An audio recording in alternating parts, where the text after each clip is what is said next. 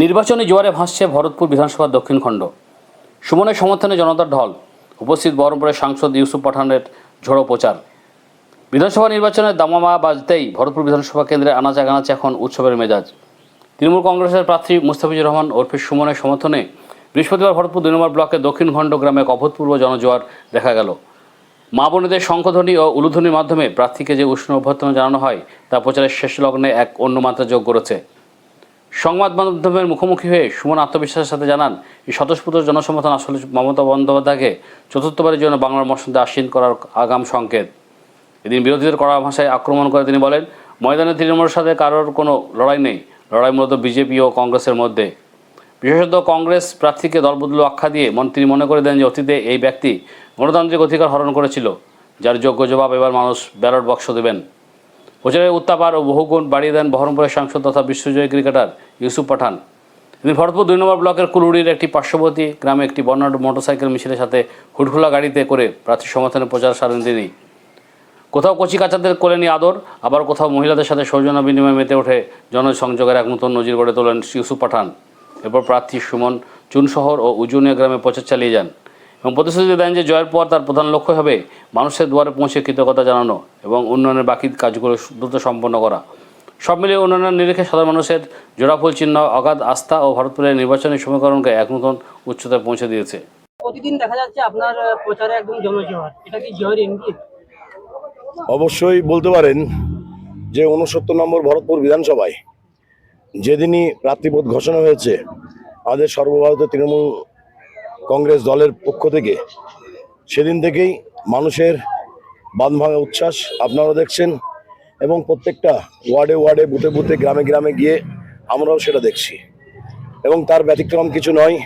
আজকে আমরা শুরু করেছি আমাদের দক্ষিণখণ্ড গ্রামের 3টে ওয়ার্ড নিয়ে এবং প্রত্যেকটা গলিতে গলিতে মানুষের, আমাদের মা বোনেদের উলুধ্বনি এবং শঙ্খধ্বনি দিয়ে যে তাদের উষ্ণ অভ্যর্থনা, তো এটাই ইঙ্গিত বহন করে যে তারা মুখিয়ে আছে চতুর্থবারের মতন আবার আমাদের সকলের মানবিক মুখ্যমন্ত্রী মমতা বন্দ্যোপাধ্যায়কে প্রতিষ্ঠিত করার জন্যে, বাংলার মসনদে চতুর্থবারের জন্য প্রতিষ্ঠিত করার লক্ষ্যে তারা যেন অধীর আগ্রহে অপেক্ষামান।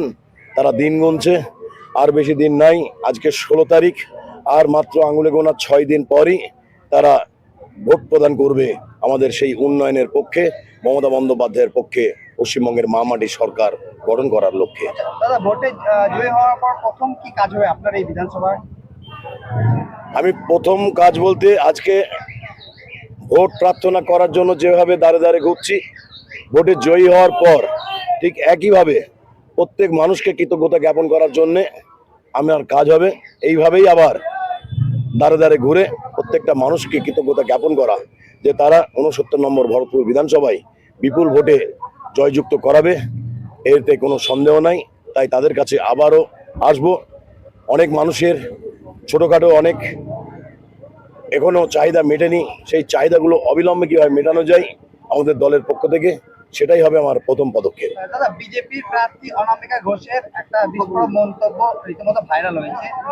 তিনি অভিযোগ করেছেন কংগ্রেসের যে প্রার্থী হয়েছে মোহাম্মদ আজহারউদ্দিন সিজার, তিনি যখন ক্ষমতায় ছিলেন পঞ্চায়েত ভোট করতে দেয়নি। তাহলে কি জনগণের এবার সেই সুযোগ এসেছে দেওয়ার জন্য?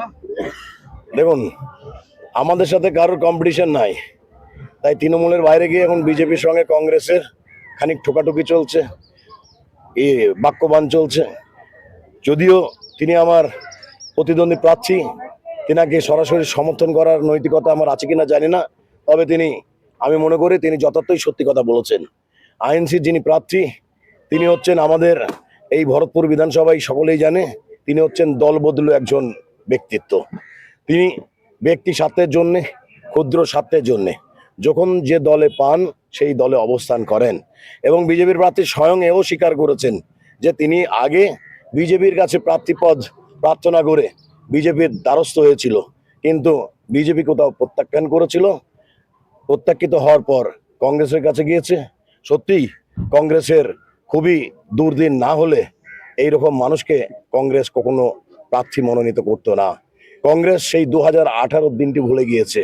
আমাদের এই গণতান্ত্রিক দেশে আমাদের সর্বময় নেত্রী মমতা বন্দ্যোপাধ্যায় এবং আমাদের সর্বময় নেতা, আমাদের প্রাণপ্রিয় নেতা অভিষেক বন্দ্যোপাধ্যায় আমাদেরকে সবসময় শিখিয়েছেন যে গণতান্ত্রিক পন্থা অবলম্বন করতে। তিনি 2018-তে অবশ্যই হয়তো তৃণমূল কংগ্রেসের দলের ক্ষমতায় ছিলেন, কিন্তু ক্ষমতার অপব্যবহার করে আমাদের ভরতপুর 2 নম্বর ব্লকের মানুষদের গণতন্ত্রকে লুণ্ঠন করেছিল, তাদের গণতান্ত্রিক অধিকারকে হরপ করেছিল। তাই আজকে এই কথা যথার্থই যে মানুষ সেই জবাব দেওয়ার জন্য তারাও আছে।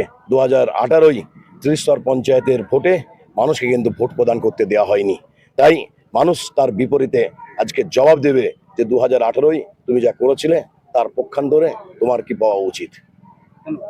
সালারবাসীকে কি বার্তা দেবেন?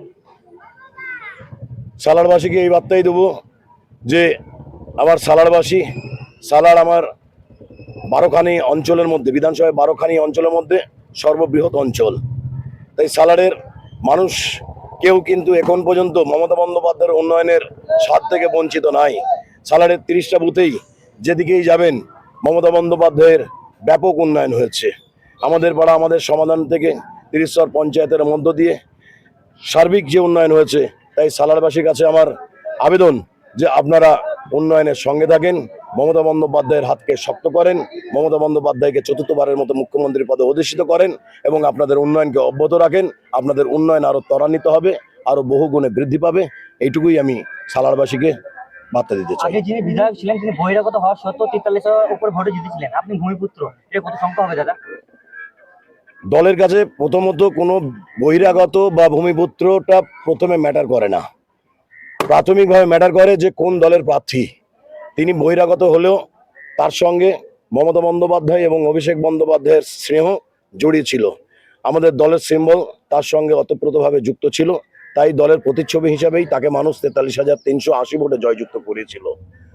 আজকে আমি ভূমিপুত্র হলেও অবশ্যই সর্বাগ্রে আগে আমার দল, আমি যে দলের দ্বারা মনোনীত হয়েছি সেই দল সর্বাগ্রে। সেই দলের প্রতিচ্ছবি হিসাবে মানুষ যদি আমাকে দেখে এবং মানুষ যেভাবে আমাকে 24 ঘন্টা তাদের সঙ্গে পাই, সেটাকেও যদি একসঙ্গে মিলিত করে, সেই মিলিত যোগফল বিগত বিধানসভা নির্বাচনের চেয়ে অনেকাংশে বৃদ্ধি পাবে, এ ব্যাপারে সন্দেহের কোনো অবকাশ নাই। আর যিনি পূর্বতন বিধায়ক, তিনি আজকে সেই নামই বহন করে বেড়াচ্ছেন, কিন্তু সেই নামের পেছনে আগে ছিল সর্বভারতীয় তৃণমূল কংগ্রেস দলের একটা স্ট্যাম্প, এখন হয়েছে তার নিজস্ব দল AJUP, আম জনতা উন্নয়ন পার্টি। অতএব সেই আম জনতা উন্নয়ন পার্টির পক্ষ থেকে তিনি নিজে সেখানকার চেয়ারম্যান হওয়ার সত্ত্বেও তিনি এবার ভোটে কতগুলি ভোট পায় সেটা 4 তারিখে আপনারা দেখে নেবেন। তার যে অস্তিত্ব বিপন্ন, তার অস্তিত্ব একদম মাটিতে মিশে গিয়েছে। আমরা আপনাদের বিভিন্ন সংবাদ মাধ্যমের মধ্য দিয়ে দেখছি তিনি প্রায় পাগল হয়ে গিয়েছেন। তেনার সকাল থেকে রাত্রি পর্যন্ত তিনার উৎপাটাং কথাবার্তা, অগোছালো কথাবার্তা, মানুষ বলছে, আমি বলছি না, আপনাদের ফেসবুক বলেন, আপনাদের সংবাদ মাধ্যম যে যে প্ল্যাটফর্মে ছাড়ছেন, কমেন্টগুলো দেখলেই বোঝা যাবে সেই ব্যক্তিটাকে মানুষ আজকে পাগল ছাড়া আর কিছুই ধরছে না। তাই তার ব্যাপারে যত কম প্রশ্ন করবেন আমাদের সময় ততটা সাশ্রয় হবে, আমরা আরো 10টা মানুষের বাড়িতে পৌঁছাতে পারবো। ধন্যবাদ।